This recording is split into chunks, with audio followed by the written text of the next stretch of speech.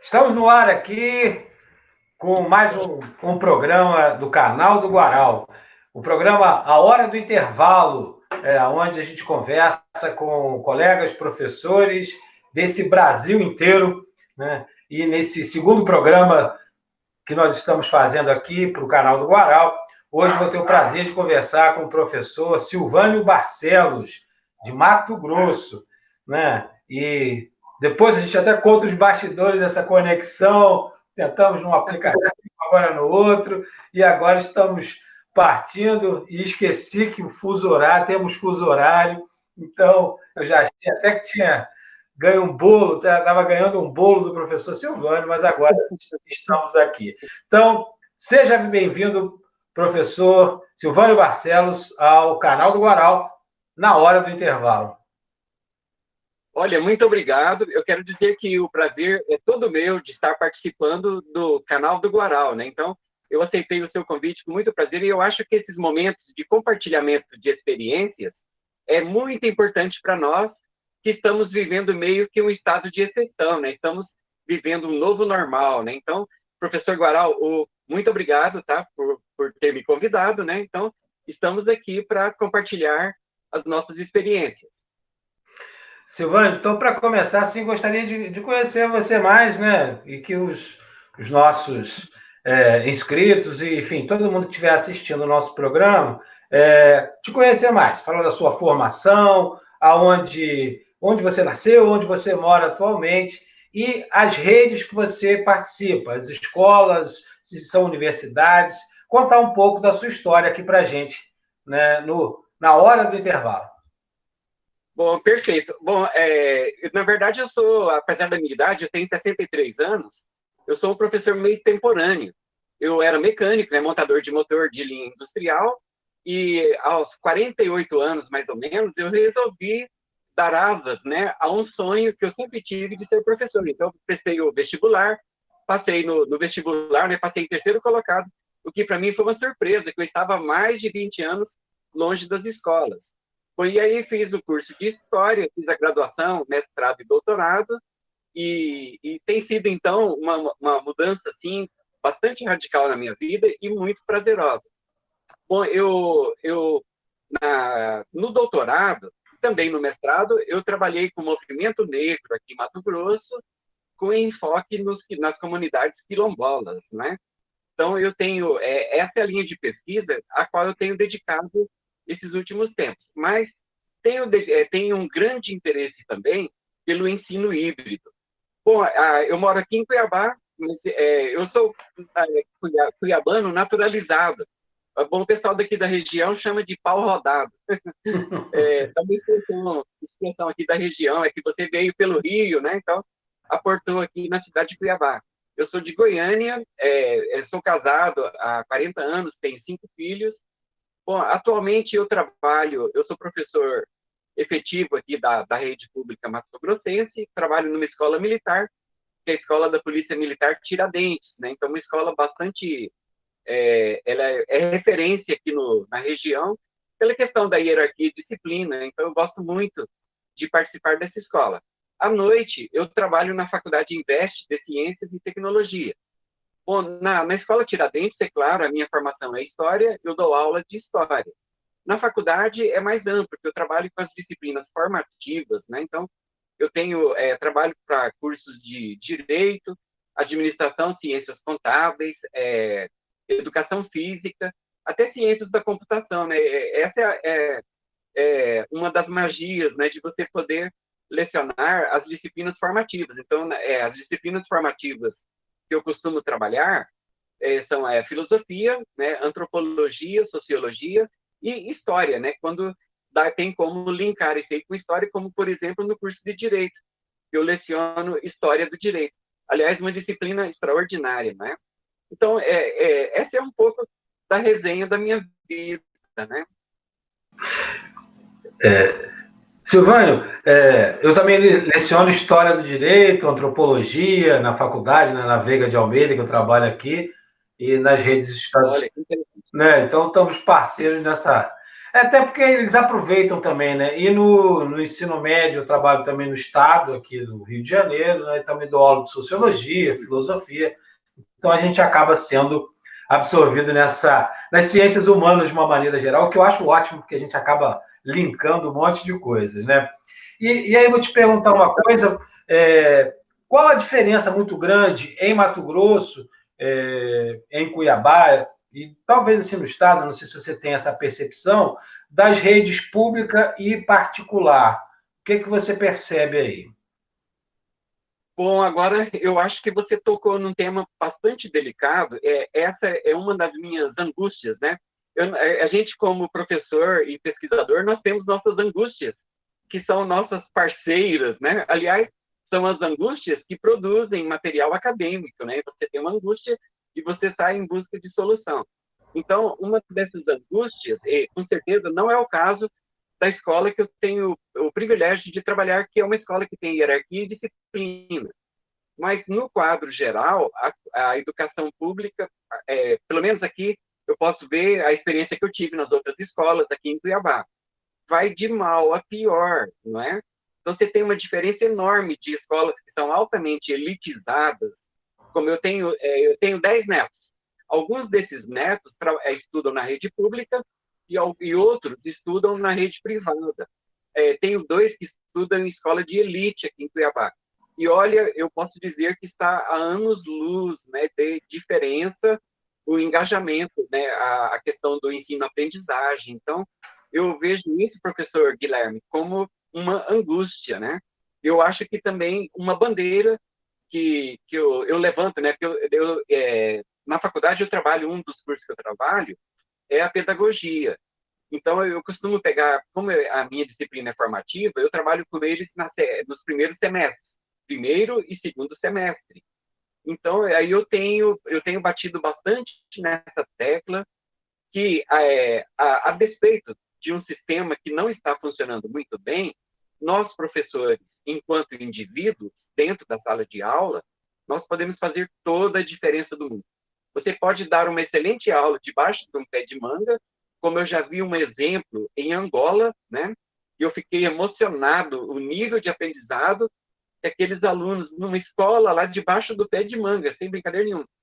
E você pode estar numa escola elitizada e não ter nenhum aproveitamento. Então, eu acho que aí vai muito do engajamento de nós, professores, né, de mudar esse quadro. Eu não acredito naquela falácia que é falta de dinheiro. A gente não sabe que é falta de dinheiro. Aliás, boa parte desse dinheiro é desviado por conta da corrupção, não é? Então, eu penso nisso de forma individualizada. Eu acho que nós podemos e devemos, não é? Eu acho que essa é uma questão ética e até moral, se a gente vê de determinado ângulo, que nós temos a obrigação de fazer a diferença, né, para esses nossos alunos. Bom, e uma outra questão também que é primordial nisso é que nós vivemos um novo paradigma. O Zygmunt Bauman fala muito disso em pelo menos 3 livros sobre o conceito que ele desenvolveu de modernidade líquida. A gente vive num mundo que, para uma pessoa da minha idade, chega a ser estranho, não é? É um mundo onde há um individualismo muito forte, né? Então, a família já não é a mesma família que foi a família dos meus pais e nem a minha no início, né? Então, nós vivemos novos paradigmas e temos que nos adaptar a esses novos tempos. Por desculpa, eu costumo alongar muito, mas eu acho que eu respondi a sua questão, não é? Sim, sim, respondeu sim. E até te perguntar uma coisa, a pandemia em si, ela agravou essas diferenças da rede pública com a rede particular, ou você acha que todos, de certa forma, saíram perdendo com esse momento? Bom, professor Guilherme, você tocou também no outro ponto sensível, né? A diferença entre o ensino, eu preciso frisar aqui que eu estou falando a partir da minha referência, que é a cidade de Cuiabá, não é? Então, eu não conheço a realidade de outros estados. Mas aqui, só para você ter um exemplo, professor Guilherme, as aulas remotas só foram adotadas pela SEDUC Mato Grosso exatamente nesse mês. Nós vamos iniciar o ano, por incrível que pareça, dia 3 de agosto, não é? Bom, e aí, como eu disse, eu tenho, as outras escolas particulares, eles, acho que na segunda ou terceira semana que foi decretado o estado de isolamento social, eles já estavam engajados em aulas remotas. E agora, uma outra questão que a gente tem, eu gostaria que a gente pudesse trabalhar isso mais um pouco, é a questão da qualidade da aula remota, mas essa é uma outra pergunta. Aí você me perguntou a diferença entre o público e o privado aqui em Mato Grosso. A diferença é enorme, professor. Tanto é que os alunos estavam parados há 3 meses.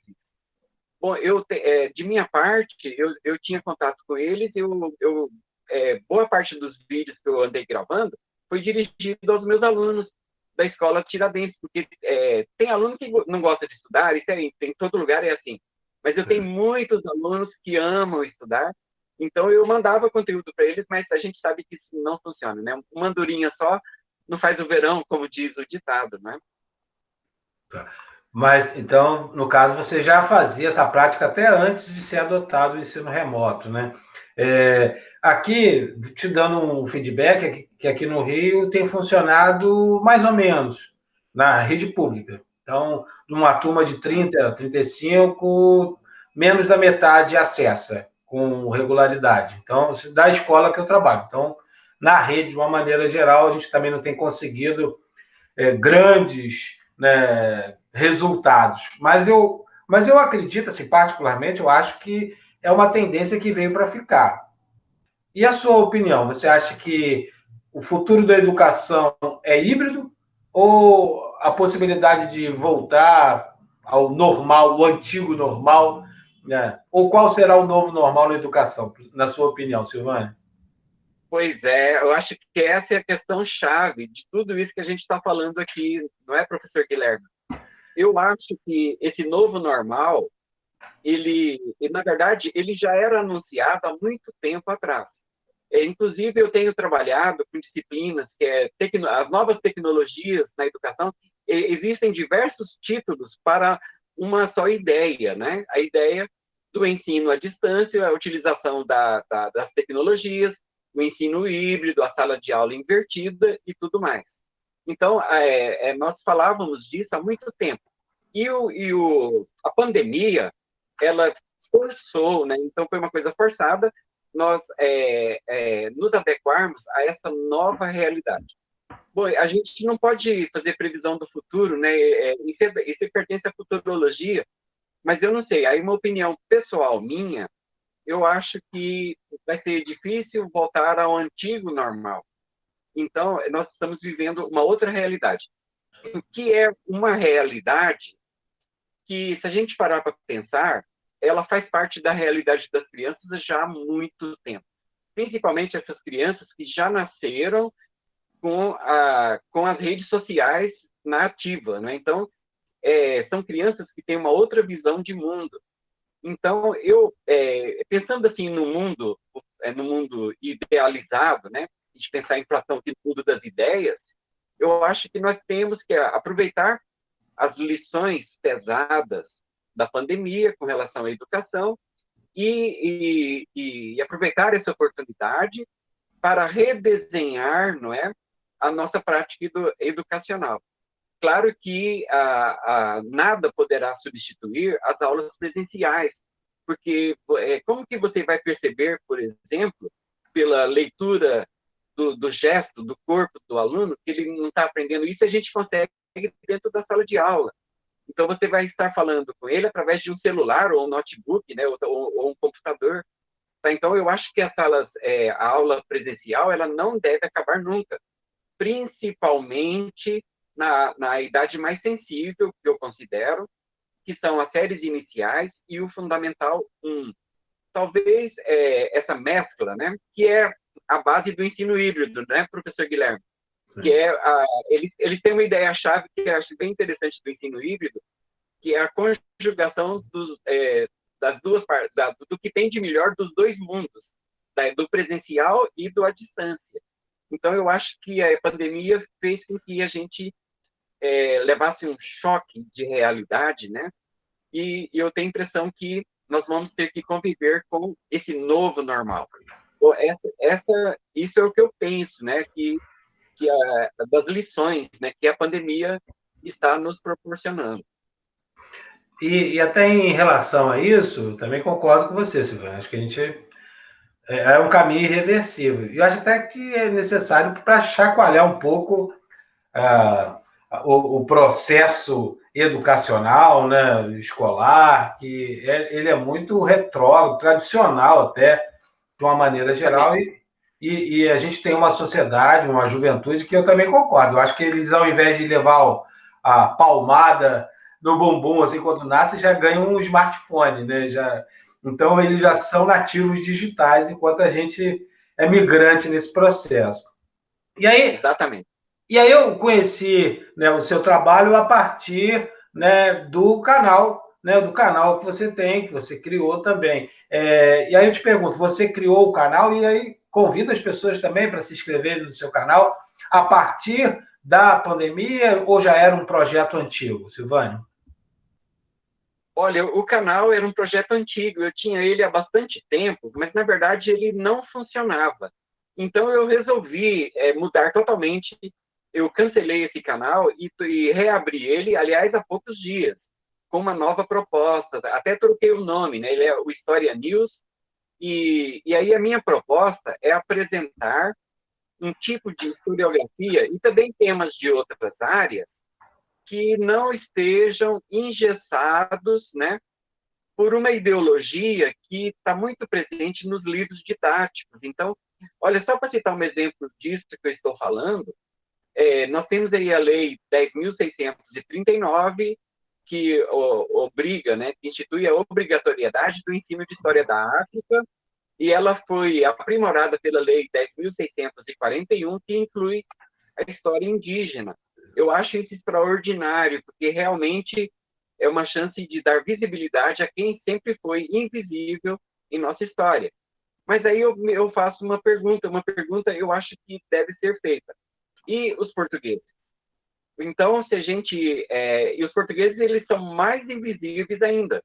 E nós temos um passado glorioso, glorioso.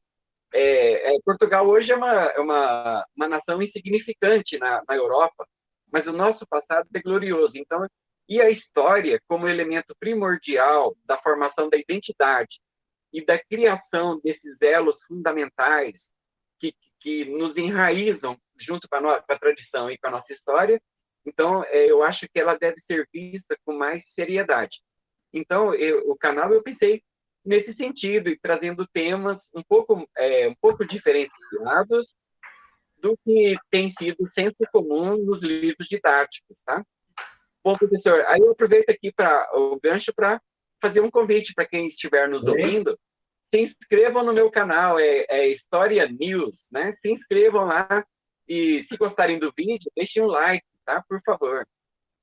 Né? A gente acabou aprendendo, né? Virando youtuber na marra, então a gente pede inscrição, pede like, compartilha, né? Bacana. Eu não sei até se você já viu, dentro do conteúdo do canal do Guaral, a gente fez um especial sobre o livro Cultura Negra, né? Que Sim. até participei com um artigo, então a gente também tem essa linha de escrita, né? Eu pesquiso escolas de samba, relação de política e cultura. Acredito que a história é muito mais plural, de fato, do que algumas amarradas ideológicas que as pessoas procuram fazer. Então, nem todo professor, né, é só de esquerda, é só de direita, enfim. A história também não serve para os lados. A função da história é tentar compreender que movimento era esse, político, cultural, econômico, social, né? E às vezes as pessoas ideologizam muito a narrativa da história. E até mesmo a ideologização da narrativa da história é algo que a história estuda, né? Para perceber como que ela vai sendo escrita ao longo do tempo. Concorda, Silvio? Exatamente. Concordo plenamente. Então, é claro que nós nunca vamos ser isentos, né? A isenção não existe na personalidade humana, né? Nós somos seres subjetivos. Então, é impossível a neutralidade. O Paulo Freire já falava isso, né? É impossível a neutralidade na educação. Mas eu acho que a gente deve fazer, na medida do possível, nos localizar no campo um pouco, eu não vou dizer neutro, que é impossível isso, mas um pouco distanciado, né? E sem ser levado por paixões, né? Que eu acho que essa é uma questão muito perigosa. Guarda para você as suas paixões, né? E tenta desenvolver uma história que se aproxima, que contempla, se aproxima não, eu já ia falar uma inverdade, que se aproxima da verdade é uma coisa que não existe na história, mas que contemple, como você disse, professor, é, a, ambos os lados de ideologias, ou seja lá, do que for, né? Então, eu penso na história nesses termos. Concordo contigo plenamente, professor. Legal. Silvânia, agora vamos para o chão da escola. Pergunta: tem sinal na sua escola? Ou nessas escolas que você trabalha? Não tem sinal. Não? Não tem sinal. Aí, pois E te pergunto, é, e o cafezinho? Tem cafezinho bom, né, na hora do recreio, na hora do intervalo, que é o título do nosso programa? Como é a sua sala dos professores, a que você frequenta, na hora do intervalo? Como que é essa experiência? olha, a experiência é extraordinária. Eu acho que nós ficamos torcendo para tocar o sinal do intervalo, porque é muito, muito animado, tá? Então, inclusive o lanche, o café é proporcionado por nós mesmos. Aí já é feita uma cotinha, né? Então, é como se fosse um momento muito especial nosso. Então, o intervalo é bastante animado na escola onde eu trabalho. E me fala uma coisa, Silvânio. Projetos, você consegue lembrar de algum projeto bacana que tenha nascido na sala dos professores, que você possa contar aqui para gente? Olha, eu tenho um projeto bem legal. Esse projeto, inclusive, se transformou no mini documentário. Não, né, eu tive participação como ajudante, né? Então, era uma iniciativa de uma colega professora que incentivou os alunos, né, a realizarem, estruturarem desde A a Z, né, em todo o processo de um documentário. Então, eles estão resgatando parte da cultura cuiabana. E os alunos ficaram muito, muito animados, né? Então, era para ter continuado esse ano, mas eu acredito que assim que voltarem as aulas presenciais, o projeto vai ser retomado. Isso nasceu na sala dos professores, né? A professora era de história também ou de outra disciplina? Não, de português. Ah, show.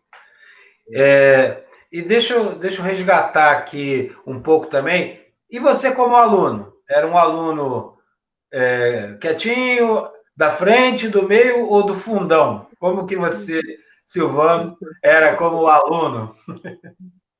Olha, eu sempre fui um poço de timidez. Então, eu era aquele aluno hiper especializado na arte da invisibilidade, sabe, né? Aquele aluno que você nunca enxerga ele. E, bom, esse era eu. Mas eu gostava muito de estudar, não é? Então, eu era um aluno invisível que gostava de estudar. Eu acho que é mais ou menos por aí. E você lembra de algum professor assim que te inspirou, que fez, de certa forma, quando a gente escolhe, né, e você conta dessa história meio extemporânea, né, de uma outra formação e depois virar professor, tem algum professor lá do seu ensino fundamental, do ensino médio, que te inspirou, que te deu vontade de ser professor e depois na universidade? Você lembra de algum ou alguns assim que você gostaria de comentar? Olha, eu tenho sim, isso foi inclusive no ensino médio. Na época não era ensino médio, era segundo grau, né? Depois que mudou para o formato, depois da LDB 9394/96, aí mudou para ensino médio, mas eu era o segundo grau. Uma professora de história, Isabel, quando ela dava aula para gente, os olhos dela brilhavam, né? Então, eu passei a gostar de história, inclusive, que é uma coisa um pouco rara entre os estudantes no Brasil, né? Então, ela serviu, assim, de grande inspiração. Mudou minha concepção da história, inclusive, né? Olha só o poder que tem um professor influencer, né? Podemos dizer assim, um que é capaz de influenciar. não é? Bom, na faculdade eu tive muitas referências muito boas. Um pouco eu acho que é exatamente porque eu entrei na faculdade já com uma idade bastante avançada, eu não tinha, meus hormônios já não estavam tão em festa assim como na juventude, não é? Então, eu fiquei assim fascinado por vários dos professores que hoje nós somos amigos, né? E para mim eles são referência na docência, inclusive referência pessoal e profissional. Então eu conquistei bons amigos, né, na UFMT aqui em Cuiabá. Silvânio, olha só, a inspetora já começou a rodar aí, então já acho que já tocou o sinal, mas Tá sempre tem certo. aquele acréscimo, né? Tem sempre um pouquinho que a gente estica. E aí eu queria te perguntar, frustrações de ser professor? Olha, algumas frustrações elas foram bastante peculiares, bastante específicas. São frustrações daquela que quando você sai de uma sala de aula e você tem plena consciência de que sua aula foi uma decepção. Então, você deu uma aula que não foi satisfatória.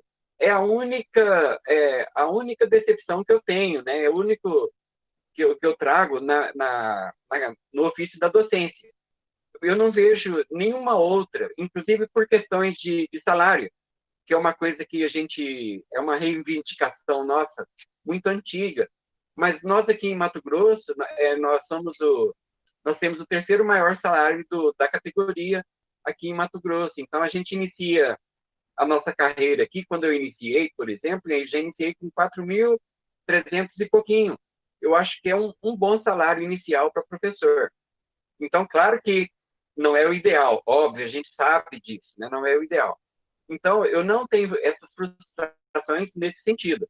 Nem de sobrecarga de trabalho, para mim tudo é um prazer enorme. Então, as únicas frustrações têm a ver com uma falha minha dentro da sala de aula, né? Uma aula mal resolvida, ou talvez uma relação que não ficou bem trabalhada com determinados alunos, né? Às vezes você tem um embate de ideias. Então, as frustrações são bem específicas, tá, professor Guilherme? Nesse sentido, mas não naquele que é senso comum entre os professores, tá? Sobrecarga, tal. Então, eu não tenho esse tipo de problema, graças a Deus. E alegrias? Quais são as alegrias do professor Silvânio? Olha, com relação à educação, Sim, sim. Ser a, professor. olha, são inúmeras, né? Elas vêm de vez em quando. Como, por exemplo, uma vez a gente estava na aula inaugural desse ano, ela foi feita como a escola é da Polícia Militar, ela foi feita no quartel-general aqui da PM aqui de Mato Grosso.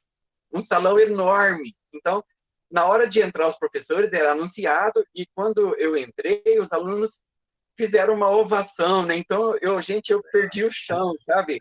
Eu falei, meu Deus, e isso é como uma injeção de adrenalina, não é? Tá? Então, as minhas alegrias têm a ver com o reconhecimento dos alunos. Como um dia, eu já lecionei também para a série inicial, eu estava no mercado com a minha esposa, não é? E uma jovem, uma adolescente de uns 12 anos, pulou, me deu um abraço no meio do supermercado, e eu não estava reconhecendo bem. Era uma aluna, né, da série inicial. Eu falei, meu Deus, cara, e essas são as nossas alegrias, não é, professor? Bacana. Silvânio, olha, realmente a inspetora agora já está apertando ali. Sempre tem, né? Vamos voltar para a sala, gente, vamos lá. Né? E Tá aí, certo. uma última questão para você. Você, além, por exemplo, desse reconhecimento, mas de uma maneira geral, você acha que a sociedade brasileira reconhece o nosso trabalho, reconhece os professores como importantes, como fundamentais para o desenvolvimento, para o crescimento desse país?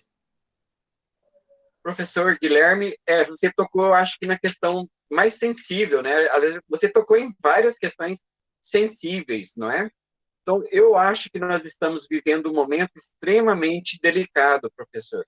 que a nossa imagem não está sendo devidamente valorizada.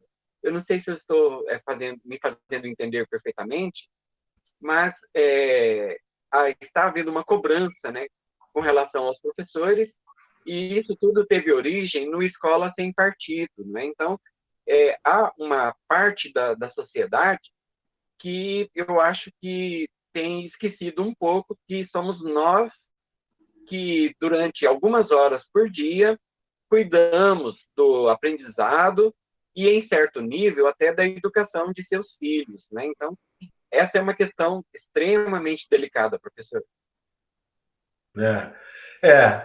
Eu acho que a gente tem que amadurecer cada vez mais pensar sobre isso.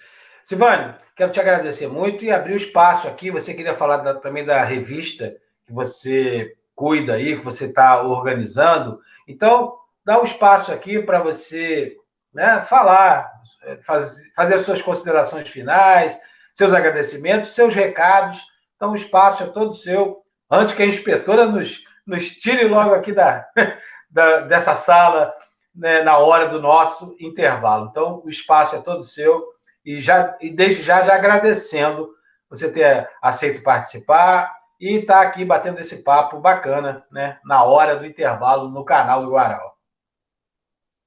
Adorei tudo isso, professor. Adorei mesmo. Eu quero agradecer muito pela oportunidade, tá?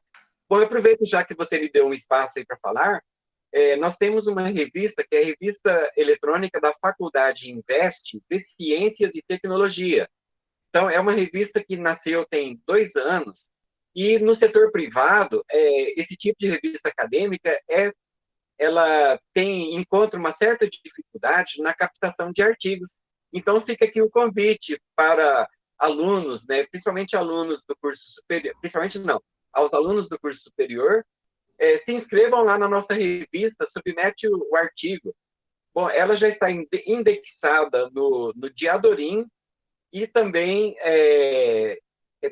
claro, tem o registro de ISSN, né, obviamente que isso é obrigatório, e nós estamos tentando indexá-la para ela ingressar no sistema Qualis, mas isso depende da aprovação do mestrado e doutorado na faculdade onde eu trabalho. Então, fica aí o convite, né? Publiquem seus artigos lá na nossa revista. Bom, professor Guilherme, mais uma vez eu agradeço a oportunidade. Para mim foi um prazer enorme, né? Como eu disse no início, dividir essa experiência aqui contigo, tá? E sucesso aí para o seu empreendimento, para o seu canal, tá? Tudo de bom. Ok, agradecendo muito o Silvânio que atendeu esse convite, né? E dizer que esse é um espaço aberto. Se você gostou, coloque aí nos comentários, indicando colegas professores, e muito bom que essa experiência, o nosso objetivo é ouvir colegas do Brasil inteiro, né? Então, essa participação do Silvânio, falando um pouco da realidade lá em Cuiabá, no Mato Grosso. E a educação, de fato, é uma arma, como dizia Nelson Mandela, para mudar o mundo. Eu acredito nisso, por isso milito na área da educação. Então, muito obrigado, professor Silvânio, e até a próxima aqui no canal do Guaral.